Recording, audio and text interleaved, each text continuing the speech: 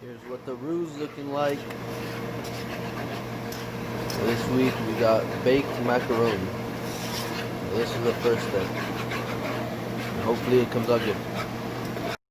And here's the macaroni and the cheese sauce. That was from the roux. Step from was done. So they put in a baking dish and put it in the oven.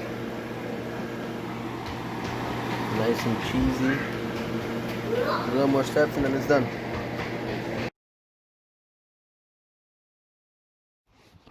Alright, so this week we had baked mac and cheese. And that's for all of my ingredients I've done so far. It always starts with ingredients, which is a pound of Elbow macaroni or any small pasta that can be used for macaroni and cheese. 5 tablespoons of unsalted butter and the same amount of all-purpose flour. 2.5 cups of whole milk. 2 cups of cheddar. You can use any kind of cheese you want, but I use 2 cups of cheddar and a cup of Gouda. Salt, mustard powder, and smoked paprika.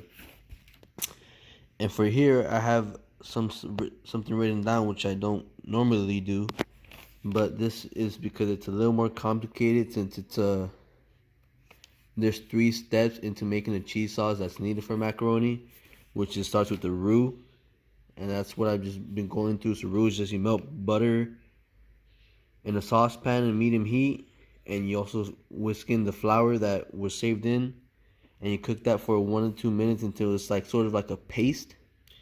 And then is when you add your milk, but it's best to warm that milk before you pour it in, and you gotta slowly pour it in stages so you don't get a clumpy bechamel. This adding the milk is what makes it a bechamel instead of a roux.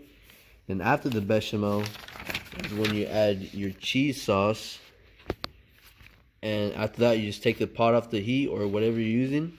You stir in the cheese a handful at a time so it's not clumpy.